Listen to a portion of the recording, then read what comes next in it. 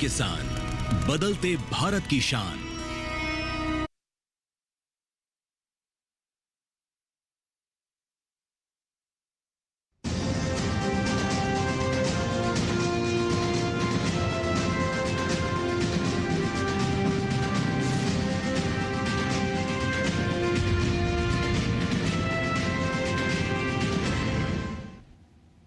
नमस्कार, किसान समाचार में आप सभी दर्शकों का स्वागत है। मैं हूं साइमा खान। सबसे पहले नजर हेडलाइंस पर। भारत ने वैश्विक पशु स्वास्थ्य और जैव सुरक्षा के क्षेत्र में हासिल की महत्वपूर्ण उपलब्धि। भारत को श्रेणी ए रिंडरपेस्ट होल्डिंग फैसिलिटी के रूप में मिली मान्यता। औपचारिक रूप से प्रदान किया गया प्रमाण पत्र। केंद्रीय मंत्री शिवराज सिंह चौहान ने कहा कि बिहार में प्रधानमंत्री आवास योजना के तहत पात्र लोगों को आवश्यक मिलेगा घर। यहां लखपति दीदियों की संख्या बढ़ाने के लिए भी किए जा रहे हैं निरंतर प्रयास। सौराष्ट्र और कच्छ में आज मूसलाधार बारिश के आसार। कोंकण, गोवा, कर्नाटक और बंगाल में भी भारी बारिश का अलर्ट। दिल्ली एनसीआर में शुक्रवार तक होगी बारिश। और अब समाचार विस्तार से। भारत ने वैश्विक पशु स्वास्थ्य और जैव सुरक्षा के क्षेत्र में एक महत्वपूर्ण उपलब्धि हासिल की है। भोपाल स्थित ICAR राष्ट्रीय उच्च सुरक्षा पशु रोग संस्थान को विश्व पशु स्वास्थ्य संगठन और संयुक्त राष्ट्र के खाद्य एवं कृषि संगठन FAO द्वारा श्रेणी ए रिंडरपेस्ट होल्डिंग फैसिलिटी के रूप में मान्यता दी गई है। गौरतलब है कि ये घोषणा 29 मई 2025 को पेरिस में आयोजित WOAH के 92वें सत्र के दौरान की गई थी। वहीं मत्स्य पालन, पशुपालन और डेयरी मंत्रालय के तहत पशुपालन और डेयरी विभाग की सचिव और भारत की WOAH प्रतिनिधि अलका उपाध्याय को WOAH के महानिदेशक और अध्यक्ष द्वारा औपचारिक रूप से प्रमाण पत्र प्रदान किया गया। रिंडरपेस्ट को कभी मवेशी प्लेग के नाम से जाना जाता था। ये 2011 में इसके वैश्विक उन्मूलन से पहले इतिहास में सबसे विनाशकारी पशुधन रोगों में से एक था। हालांकि रिंडरपेस्ट वायरस युक्त सामग्री अभी भी कुछ प्रयोगशालाओं में है, जिसके खतरे से इनकार नहीं किया जा सकता। बीमारी से वैश्विक मुक्ति को बनाए रखने के लिए FAO और WOAH ने कुछ उच्च सुरक्षा प्रयोगशालाओं तक सीमित करने के लिए सख्त उपाय लागू किए हैं। इस पहल के तहत ये मान्यता भारत को दुनिया भर में केवल 6 सुविधाओं के एक अलग समूह में रखती है, जिसे रिंडरपेस्ट वायरस सामग्री को सुरक्षित रखने की अहम जिम्मेदारी सौंपी गई है। ये वैश्विक पशु स्वास्थ्य, जैव सुरक्षा और वन हेल्थ ढांचे में भारत की महत्वपूर्ण भूमिका को उजागर करता है। रिंडरपेस्ट के उन्मूलन में भारत की भूमिका ऐतिहासिक थी। समिति ने भारत को वैक्सीन, बीज सामग्री से संबंधित मामलों पर आगे बढ़ाने के लिए भी प्रोत्साहित किया है, जो भविष्य में इसके आवेदन को मजबूत करेगा। केंद्रीय मंत्री शिवराज सिंह चौहान ने RJD अध्यक्ष लालू प्रसाद यादव पर पिछड़ों के हितों को अनदेखा करने का आरोप लगाया है। उन्होंने कहा कि लालू प्रसाद यादव पिछड़ों के विकास और अधिकारों का केवल दिखावा करते हैं।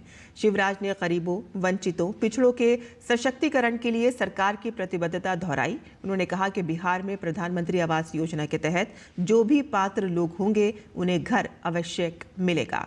उन्होंने कहा कि महिलाओं के सम्मान और आत्मनिर्भरता सुनिश्चित करने के लिए लखपति दीदियों की संख्या बढ़ाने के लिए भी निरंतर प्रयास किए जा रहे हैं।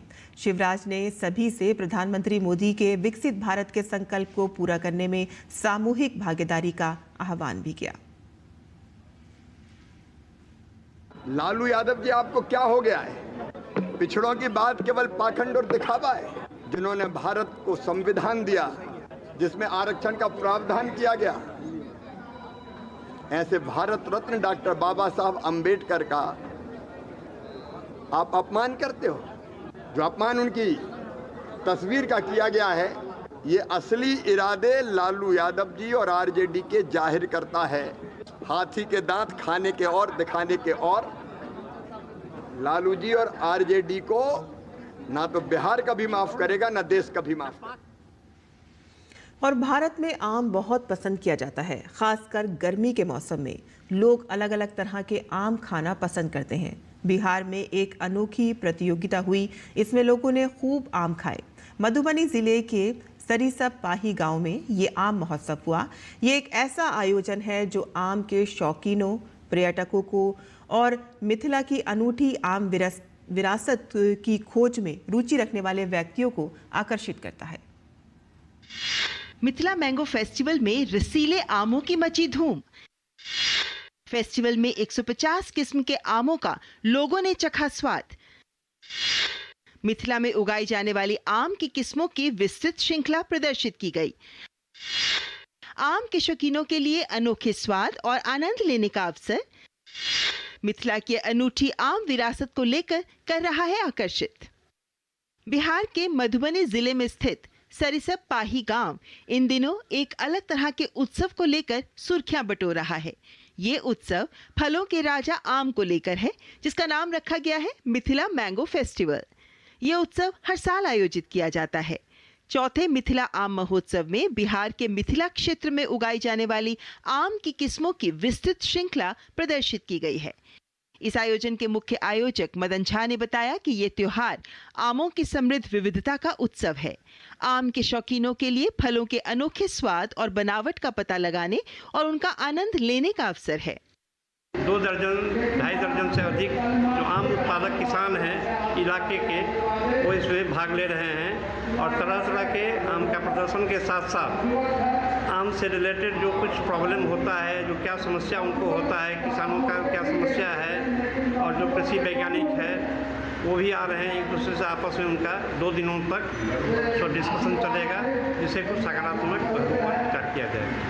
मिथिला आम महोत्सव में आम प्रेमियों और स्थानीय जनता की भारी भीड़ उमड़ी। कार्यक्रम अयाची नगर युवा फाउंडेशन के बैनर तले ग्रामीणों के सहयोग से आयोजित किया गया। इस विशेष आयोजन में 150 से भी अधिक किस्मों के आमों को प्रदर्शित किया गया, जिनमें दुर्लभ और पारंपरिक प्रजातियां भी शामिल थी। आमों की इस विविधता ने दर्शकों को न केवल आनंदित किया, बल्कि मिथिला की सांस्कृतिक और कृषि विरासत की झलक भी प्रस्तुत की। साथ ही मिथिला मैंगो फेस्टिवल में आम खाओ प्रतियोगिता भी हुई, जिसमें प्रतिभागियों ने समय सीमा में अधिकतम आम खाने की चुनौती को बड़े उत्साह से स्वीकार किया। आम खाओ प्रतियोगिता में 5 मिनट में ईशान कुमार 32 आम खाकर प्रथम, राजेश मंडल 25 आम खाकर दूसरे स्थान पर और हर्षनाथ झा 22 आम खाकर तीसरे स्थान पर रहे। मधुबनी के सरिसप पाही में मिथिला मैंगो फेस्टिवल न केवल स्वादिष्ट फल का जश्न मनाता है, बल्कि आर्थिक विकास, पर्यटन को बढ़ावा देने और पारंपरिक कृषि पद्धतियों के संरक्षण के लिए उत्प्रेरक के रूप में भी काम करता है। ये एक ऐसा आयोजन है जो आम के शौकीनों, पर्यटकों और मिथिला की अनूठी आम विरासत की खोज में रुचि रखने वाले व्यक्तियों को आकर्षित करता है। Bureau report, DD news. और फसलों की अधिक पैदावार के लिए स्वस्थ मिट्टी का होना आवश्यक है। ऐसे में किसानों को उनके खेतों की मिट्टी की सेहत की जानकारी मिल सके, इसके लिए सरकार द्वारा सॉइल हेल्थ कार्ड बनाए जाते हैं। अधिक से अधिक किसान उनके खेत की मृदा का परीक्षण करा सकें, इसके लिए सरकार द्वारा मिट्टी जांच प्रयोगशालाओं की स्थापना की जा रही है। और इसी कड़ी में बिहार सरकार इस वर्ष राज्य के 470 प्रखंडों में एक ग्राम स्तरीय मिट्टी जांच प्रयोगशालाओं की स्थापना करने जा रही है। इन प्रयोगशालाओं के माध्यम से स्थानीय किसानों को उनके खेत की मिट्टी का परीक्षण सुलभ और समयबद्ध रूप से उपलब्ध होगा, जिससे उन्हें फसल चक्र, उर्वरक उपयोग और भूमि सुधार के संबंध में वैज्ञानिक सलाह प्राप्त हो सकेगी। इस पहल से फसलों के उत्पादन और उत्पादकता में वृद्धि होगी और एवं खेती की लागत में कमी आएगी, जिससे किसानों की आय में बढ़ोतरी होगी। पिछले वर्षों में विश्लेषित किए गए मिट्टी नमूनों के आधार पर राज्य के कुछ 1900 हेक्टेयर भूमि में सूक्ष्म पोषक तत्वों की पूर्ति की जाएगी और इसके अंतर्गत प्रत्येक जिले में 500 हेक्टेयर भूमि पर जिंक और बोरोन जैसे आवश्यक पोषक तत्वों का वितरण किया जाएगा, जिससे भूमि की उर्वरता में सुधार होगा और बेहतर उपज सुनिश्चित की जा सकेगी। उत्तर प्रदेश के अंबेडकर नगर में प्रदेश के मुख्यमंत्री योगी आदित्यनाथ ने मुख्यमंत्री कृषक दुर्घटना कल्याण योजना के अंतर्गत प्रदेश के 11,690 किसान परिवारों को 561 करोड़ 86 लाख रुपए की सहायता राशि वितरित की। मुख्यमंत्री ने इस अवसर पर आपदा के शिकार हुए किसान परिवारों के प्रति अपनी संवेदना भी व्यक्त की। पूरे उत्तर प्रदेश के 11,690 किसान परिवारों के लिए 561 करोड़ 86 लाख रुपए की धनराशि का वितरण मुख्यमंत्री कृषक दुर्घटना बीमा योजना के माध्यम से हो रहा है। इस अवसर पर इस वर्ष अब तक आपदा के शिकार हुए उन सभी अन्नदाता किसान परिवारों के प्रति मैं अपनी संवेदना व्यक्त करता हूं। और साथ ही मुख्यमंत्री ने अंबेडकर नगर में 1184 करोड़ रुपए की 194 विकास परियोजनाओं का लोकार्पण और शिलान्यास किया। इस जनपद के विकास की ढेर सारी योजनाओं को लेकर के, जिसमें 194 परियोजनाओं का लोकार्पण और शिलान्यास है। इन सभी योजनाओं के साथ आज हम सब आपके पास यहां पर उपस्थित हुए हैं और उन योजनाओं के लिए मैं अंबेडकर नगर जनपद वासियों को हृदय से बधाई देता हूं, अपनी शुभकामनाएं भी देता हूं। सब्जियों, अंडे, मांस और मछली की कीमतों में गिरावट की वजह से थोक मूल्य सूचकांक पर आधारित महंगाई दर मई माह में 0.39% के स्तर पर रही। थोक महंगाई दर में गिरावट के साथ अब ये 14 महीने के निचले स्तर पर आ गई चुकी है। भारत में मई महीने के लिए ये थोक महंगाई दर मार्च 2024 के बाद सबसे निचले स्तर पर आ गई है। इस दौरान खाद्य महंगाई दर मासिक आधार पर 2.55% से 1.72% पर आ चुकी है और मैन्युफैक्चरिंग WPI 2.62% से घटकर 2.04% पर आ चुकी है। फ्यूल एंड पावर WPI 2.18% से घटकर 2.27% पर आ चुकी है। प्याज की थोक महंगाई दर 0.20% से घटकर 21.62% फिसल चुकी है। तो वहीं सब्जियों की महंगाई दर भी 18.26% से घटकर 21.62% पर फिसल गई है। अंडे, मांस, मछली की WPI 0.29% से घटकर 1.01% पर आ चुकी है। थोक महंगाई के आंकड़ों से पहले सरकार की ओर से रिटेल महंगाई के आंकड़े जारी किए गए थे। 12 जून को जारी आंकड़ों के मुताबिक मई 2025 में भारत की रिटेल महंगाई घटकर 2.82% पर पहुंच गई है, जो 6 साल का सबसे निचला स्तर है। और इससे पहले मार्च 2019 में ये 2.86% थी। खाद्य पदार्थों की कीमतों में लगातार कमी के कारण रिटेल महंगाई में नरमी आई है। महंगाई दर में कमी की वजह से RBI ने अपनी ताज़ा मौद्रिक नीति समीक्षा में मुख्य ब्याज दरों में आधी फीसदी की कटौती का ऐलान किया था।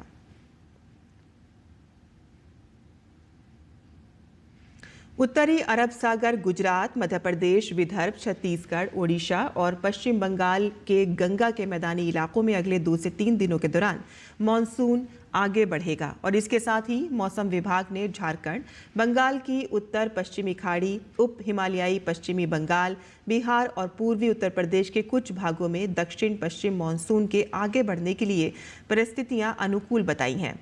मौसम विज्ञान विभाग ने सौराष्ट्र और कच्छ के लिए बारिश का रेड अलर्ट जारी किया है। यहां कुछ स्थानों पर गरज चमक के साथ आज भारी बारिश की चेतावनी है।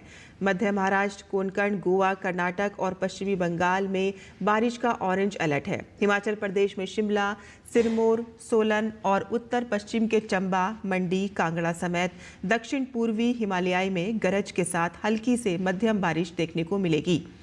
मौसम विभाग ने इन सभी जिलों के लिए येलो अलर्ट जारी किया है। और आज विश्व मगरमच्छ दिवस है। ये दिवस विशेष रूप से मगरमच्छों और उनके जैसे अन्य सरीसृपों जैसे कि घड़ियाल और एलिगेटर की संरक्षण और जागरूकता के लिए मनाया जाता है। इसका उद्देश्य मगरमच्छों की घटती संख्या, अवैध शिकार और उनके आवास नष्ट होने के खिलाफ वैश्विक चेतना फैलाना है। भारत में मगरमच्छों की 3 प्रजातियों अर्थात मीठे पानी के मगरमच्छ, घड़ियाल और खारे पानी के मगरमच्छ को विलुप्त होने से बचाने के लिए भारत सरकार ने 1975 में मगरमच्छ संरक्षण परियोजना शुरू की थी। ओडिशा के भीतर कर्णिका राष्ट्रीय उद्यान में इस परियोजना की शुरुआत की गई थी। भारत के कई राज्यों में मगरमच्छ, घड़ियाल पाए जाते हैं। भारत का केंद्रपाड़ा ऐसा जिला है कि जहां इसकी तीनों प्रजातियां पाई जाती हैं।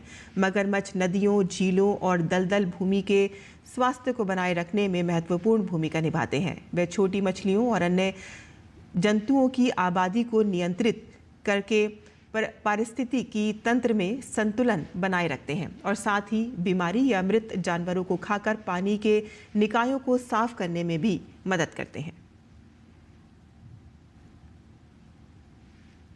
और किसान समाचार में आइए अब जान लेते हैं देश भर की मंडियों का भाव।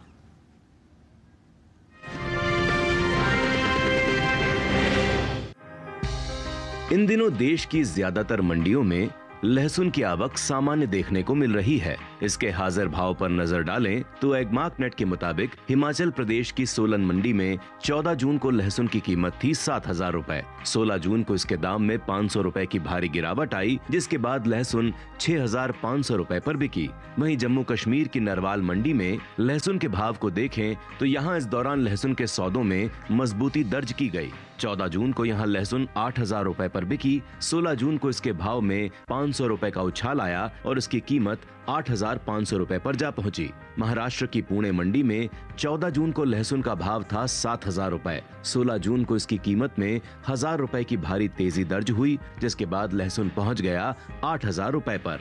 उत्तर प्रदेश की मंडियों में लहसुन की कीमत पर नजर डालें तो यहाँ की बदायूं मंडी में सोमवार के दिन लहसुन का भाव रहा 6,450 रुपए। चौरा चौरी मंडी में लहसुन 8,250 रुपए पर बिकी, जबकि राज्य की ही पयागपुर मंडी में लहसुन के सौदे 4,700 रुपए पर हुए। भारत से होने वाला लहसुन का निर्यात साल 2023-24 के दौरान बीते 5 सालों के उच्च स्तर पर पहुँच गया है। दुनिया में चीन को लहसुन के सबसे बड़े उत्पादक के रूप में जाना जाता है, लेकिन हाल ही में चीन में लहसुन की पैदावार कम होने की वजह से वित्त वर्ष 2023-24 के दौरान भारत से रिकॉर्ड तोड़ लहसुन का निर्यात हुआ है। भारतीय लहसुन की मांग खास तौर पर पश्चिमी देशों में बढ़ी है। बता दें कि लहसुन के अंतर्राष्ट्रीय बाजार में चीन की हिस्सेदारी 75% है, जो 23 मिलियन टन से अधिक है, जबकि 3.3 मिलियन टन से कम पैदावार के साथ भारत दूसरे स्थान पर आता है।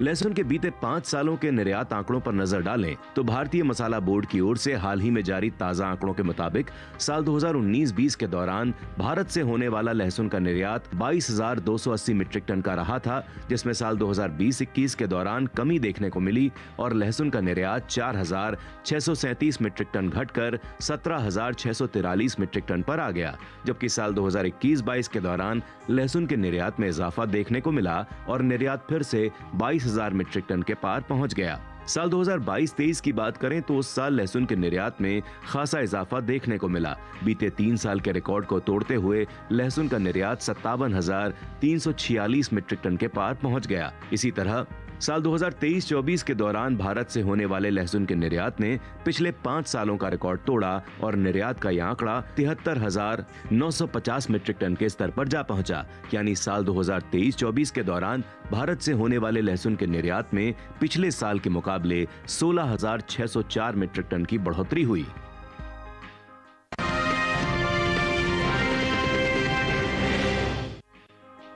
मंडियों में सोमवार के दिन धान की आवक सामान्य देखने को मिली। हाजिर भाव की बात करें तो एगमार्क नेट के मुताबिक देश की अलग अलग मंडियों में धान के भाव कुछ इस प्रकार रहे। उत्तर प्रदेश की चौरी चौरा मंडी में बीते शनिवार को धान का भाव था 2,350 रुपए। सोमवार को इस दौरान धान की कीमत में 100 रुपए की तेजी देखने को मिली, जिसके बाद भाव 2,450 रुपए हो गया।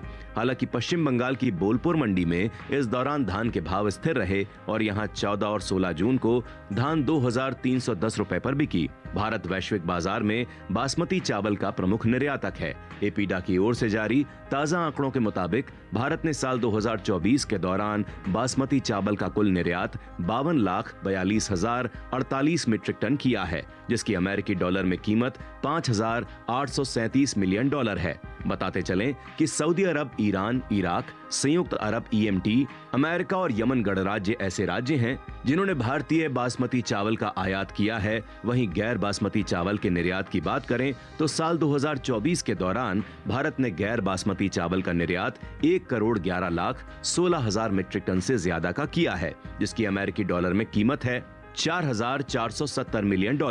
बता दें कि भारत ने गैर बासमती चावल का निर्यात बेनिन, गिनी, टोगो, कोटे डी आइवर और वियतनाम को किया है। बात धान की पैदावार की करें तो घरेलू स्तर पर इस साल धान की कुल पैदावार में बढ़त देखने को मिल सकती है। हाल ही में कृषि मंत्रालय की ओर से तीसरे अग्रिम अनुमान को जारी किया गया है, जिसके मुताबिक देश में कुल धान की उपज साल 2024-25 के दौरान 14,90,74,000 टन होने का अनुमान जताया गया है, जो कि 2023-24 के 13,78,25 टन की तुलना में 112,49,000 टन की बढ़त को दर्शाता है।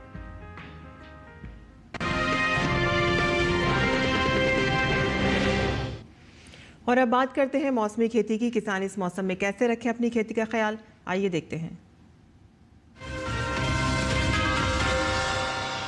नमस्कार, आप देख रहे हैं डीडी किसान। मैं हूं AI कृष और आज हम भारत के विभिन्न राज्यों में होने वाली खेती किसानी से संबंधित सलाहों के बारे में पूरी जानकारी देंगे। तमिलनाडु में गन्ने के पौधों को 5 महीने का होने पर सहारा देने का काम करें।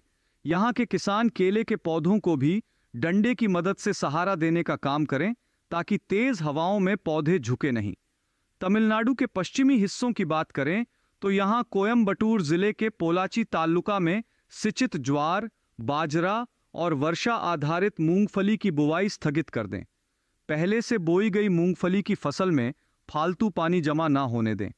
यहाँ के किसान कपास के खेतों में भी पर्याप्त जल निकासी की व्यवस्था करें। मध्य केरल में वर्षा आधारित धान की नर्सरी की बुवाई और खेत तैयार करने का काम स्थगित कर दें। केरल के उत्तरी इलाकों में भी धान की नर्सरी की बुवाई रोक दें। यहाँ के किसान पहले से बोई गई धान, सब्जियां और केले के खेतों में पर्याप्त जल निकासी की व्यवस्था सुनिश्चित करें। तेलंगाना में धान की नर्सरी बोने का काम जारी रखें। यहाँ के किसान कपास, सोयाबीन, मक्का, ज्वार, अरहर, मूंग और अन्य वर्षा आधारित फसलों की बुवाई करें। एक सप्ताह के भीतर हल्की मिट्टी में 50 से 60 मिलीमीटर बारिश होने के बाद और उपजाऊ मिट्टी में 60 से 75 मिलीमीटर बारिश होने के बाद वर्षा आधारित फसलों की बुवाई करें। बुवाई से पहले जांच ले कि मिट्टी 15 से 30 सेंटीमीटर गीली होनी चाहिए। आंध्र प्रदेश के उत्तरी तटीय क्षेत्र में आगामी वर्षा का उपयोग करते हुए सीधे बोई जाने वाली धान और बाजरा की बुवाई करें। तिल के खेतों से अतिरिक्त पानी निकालें। इन दिनों यहाँ के किसान वर्षा आधारित गन्ने की बुवाई भी कर सकते हैं। इसी तरह कृषि और किसानों से जुड़ी हर महत्वपूर्ण जानकारी के लिए हमारे साथ जुड़े रहिए और देखते रहिए डीडी किसान। धन्यवाद।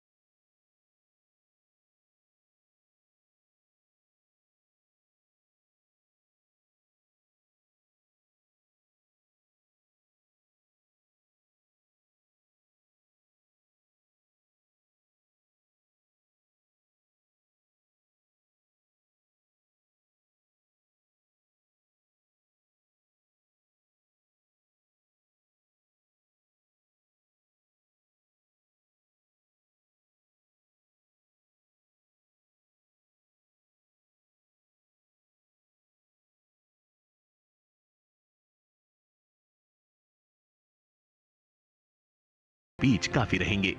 फूल गोभी को अधिक खाद और उर्वरक की जरूरत होती है। जब पौध 4 से 6 हफ्ते की हो जाए तो उनकी रोपाई कर लें। रोपाई के तुरंत बाद और फिर 7 से 10 दिन के अंतराल पर सिंचाई करें। इसके अलावा खरपतवार पर काबू पाने के लिए महीने में 2 बार निराई जरूर करें। ऐसा करने से फसल अच्छी होगी।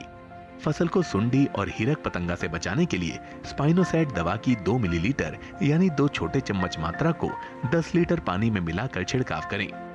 इसके अलावा रस चूसने वाले कीटों की रोकथाम के लिए थायोमेथिक्साम की 2 ग्राम मात्रा यानी 1 छोटा चम्मच को 10 लीटर पानी में मिलाकर छिड़काव करें। ध्यान रखें कि जहां कीटों का अधिक प्रकोप हो, सिर्फ वहीं दवा का छिड़काव विशेषज्ञों की सलाह से करें। इससे लागत पे भी कमी आएगी और पर्यावरण और सेहत को भी नुकसान कम होगा।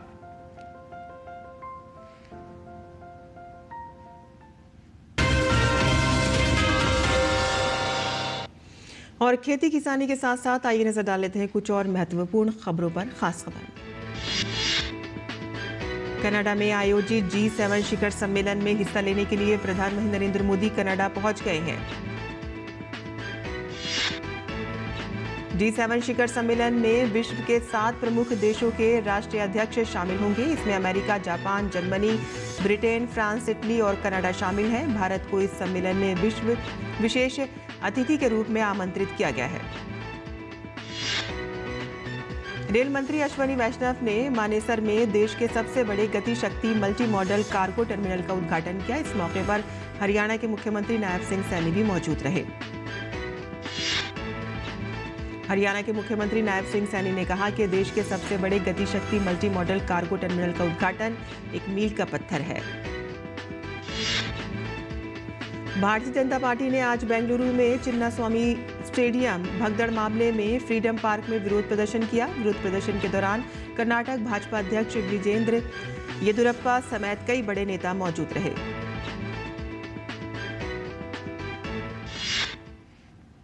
और अंत में सुर्खियां एक बार फिर।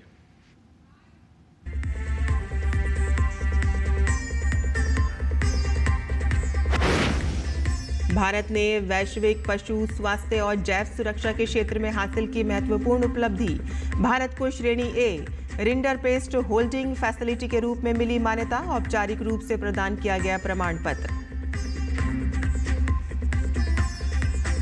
केंद्रीय मंत्री शिवराज सिंह चौहान ने कहा कि बिहार में प्रधानमंत्री आवास योजना के तहत पात्र लोगों को आवश्यक मिलेगा घर और यहां लखपति दीदियों की संख्या बढ़ाने के लिए भी किए जा रहे हैं निरंतर प्रयास।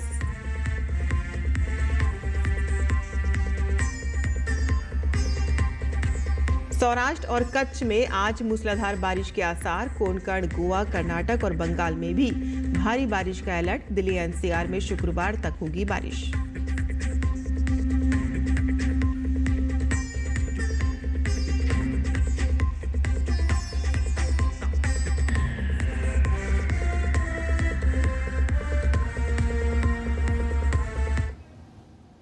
किसान समाचार में आज के लिए बस इतना ही। अनुमति दें। नमस्कार।